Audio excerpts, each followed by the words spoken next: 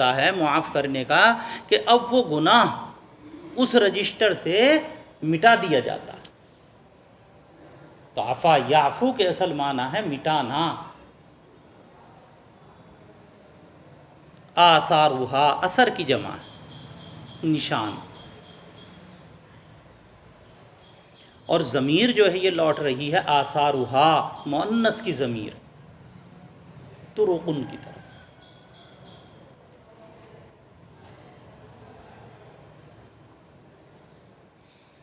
ترجمہ کیا ہوگا؟ ترجمہ یہ ہوگا وَأَشْهَدُ أَنَّ مُحَمَّدًا عَبْدُهُ وَرَسُولُهُ، اور میں گواہی دیتا ہوں کہ محمد صلی اللہ علیہ وسلم اللہ کے بندے اور اس کے رسول ہیں،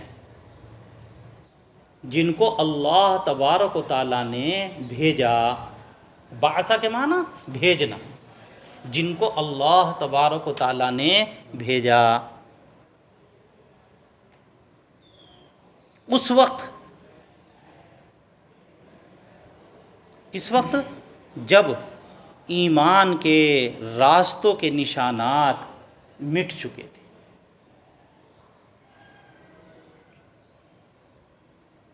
وَخَبَتْ أَنْوَارُهَا،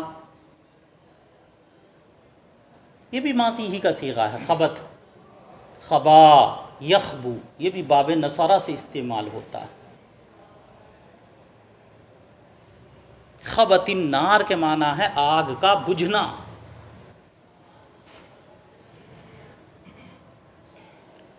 لفظ آیا ہے انوار، انوار یہ بھی جمع کا صیغہ ہے، واحد ہے اس کا نور، نور کے معنی روشنی،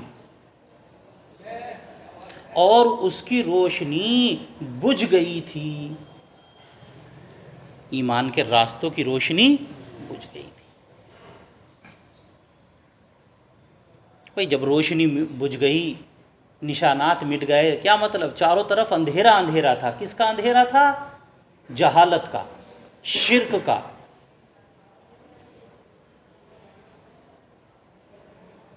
اتنا اندھیرا تھا شرک کا، اتنا اندھیرا تھا جہالت کا کہ اس زمانے کو کہا ہی جاتا ہے زمانہ جاہلیت۔ تو جہالت، شرک، گمراہی چاروں طرف پھیلی ہوئی تھی۔ اس وقت اللہ تبارک و تعالیٰ نے آپ کو رسول بنا کر مزید کہہ رہے ہیں وَوَهَنَتْ أَرْكَانُهَا، وہنا کے معنی ہے کمزور ہونا۔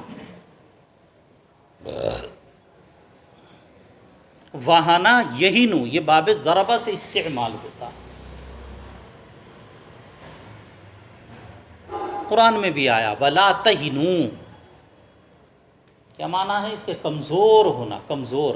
وَوَهَنَتْ أَرْكَانُهَا، ارکان یہ بھی جمع ہے رکن کی، اور اس کے ارکان، ارکان ستون، ارکان جمع ہے رکن کی، رکن کسے کہتے ہیں؟ ستون کو، جس کے اوپر عمارت قائم ہوتی ہے۔ تو ایمان کے جو ستون تھے وہ کمزور پڑ چکے تھے، جن کے اوپر اسلام کی اور ایمان کی بنیاد ہے، وہ ستون کمزور پڑ گئے تھے۔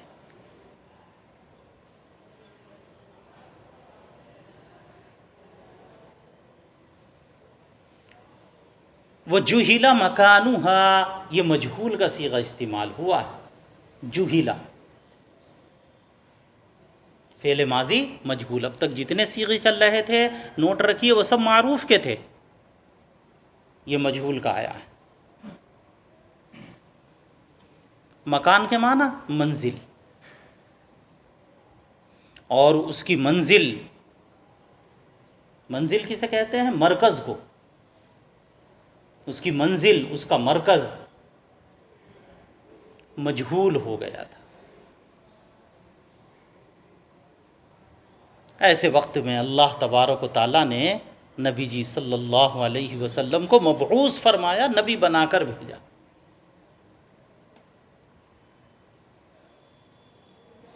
تو ہدایت کی جو کرنیں تھی، ہدایت کی جو روشنی تھی، وہ دنیا سے ختم ہو چکی تھی۔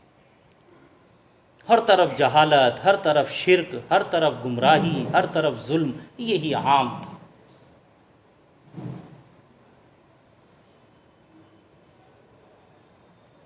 آپ آئے، تشریف لائے، اللہ نے آپ کو بھیجا ایسے زمانے میں۔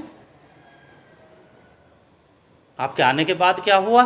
آپ کے آنے کے بعد یہ ہوا کہ جو چاروں طرف جہالت کا دور تھا، آپ نے آ کر اس کو علم کی روشنی سے منور کر دیا۔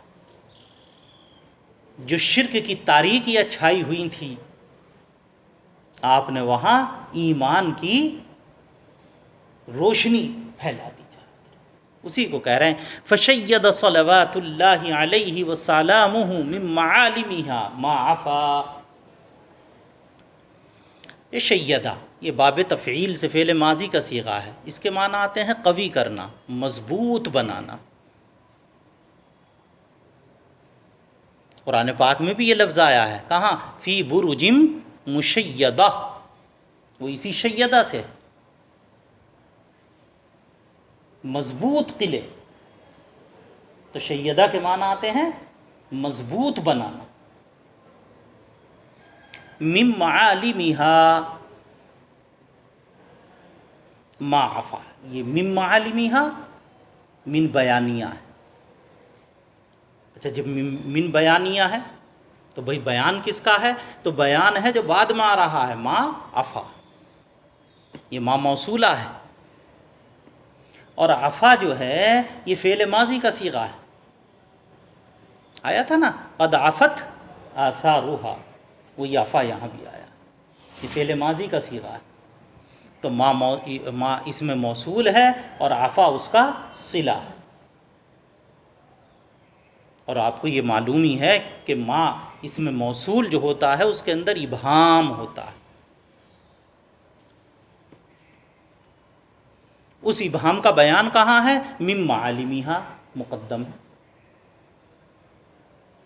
بیان مقدم۔ کیا ترجمہ ہوگا؟ پس نبی صلی اللہ علیہ وسلم نے ان مٹے ہوئے نشانات کو اثر نو مضبوطی عطا کی۔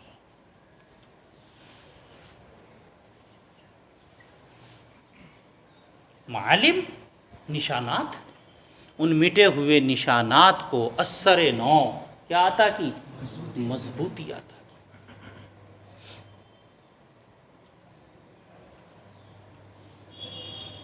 وشفا من العلیل من تائید کلمت التوحید من کان علی شفا۔ دیکھیے مولانا خطیب تبریزی کا یہ کمال کہ آپ حضرات غور کریں کہ یہاں دو جگہ لفظ استعمال ہوا، پہلے شفا اور پھر من کان علی شفا، دونوں کی شکل ایک سی، لیکن دونوں میں فرق ہے۔ پہلا شفا جو ہے وہ فعل ہے، فعل ماضی کا صیغہ ہے، شفا یشفی، باب ضربہ سے، اس کے معنی شفا دینا۔ اور دوسرا جو شفا ہے اس شفا وہ اسم ہے، اس کے معنی ہے کنارہ، علی شفا حفرۃ من النار، قرآن پاک میں آیا ہے۔ تو دوسرا شفا اسم ہے اور پہلا فعل ہے، اور شکل دونوں کی ایک ہے۔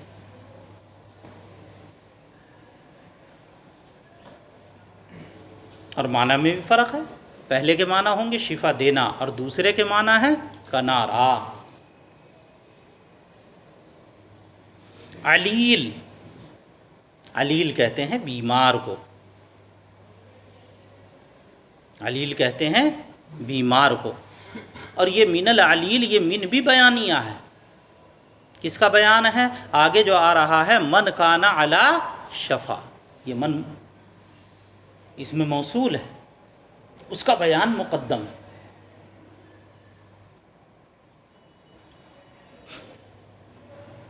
فی تائید کلمت التوحید، کلمہ توحید، وہی کلمہ طیبہ، کلمہ شہادت جسے کہتے ہیں، لا الہ الا اللہ محمد الرسول۔ اسی کا نام کلمہ توحید ہے، اسی کا نام کلمہ اسلام بھی ہے، اسی کو ایک کلمہ طیبہ بھی کہتے ہیں۔ اور آپ صلی اللہ علیہ وسلم نے کلمہ توحید کی تعلیم کے ذریعے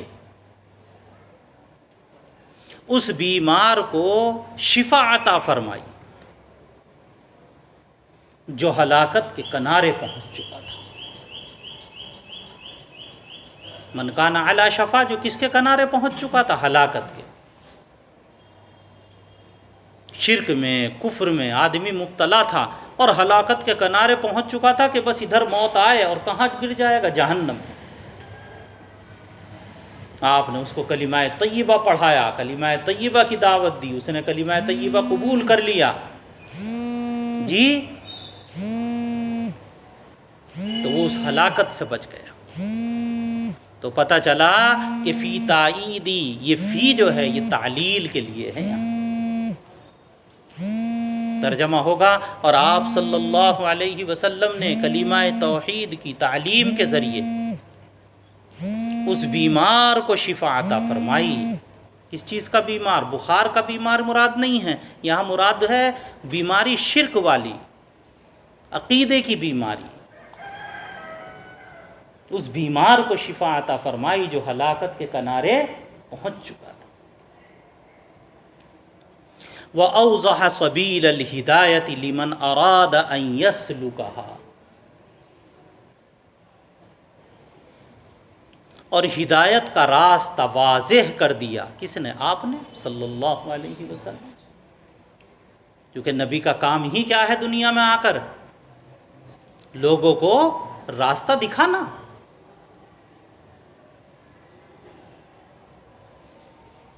نبی آتے ہی ہدایت کے لیے ہیں لوگوں کی،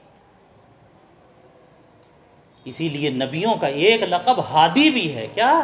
راستہ دکھانے والا۔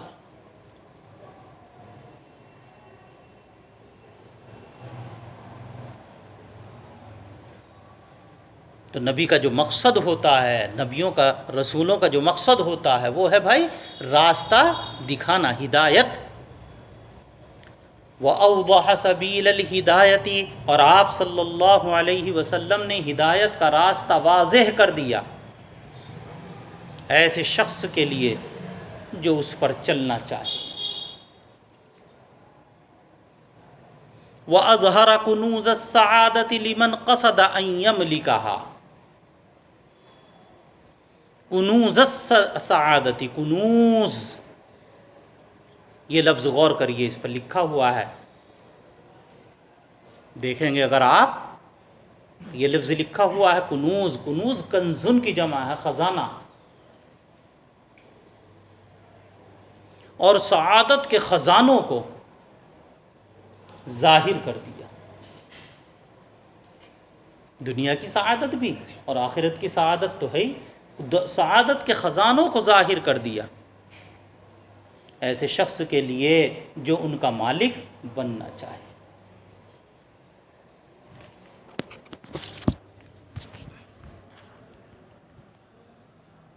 کتنی دیر کا ہوا ہے؟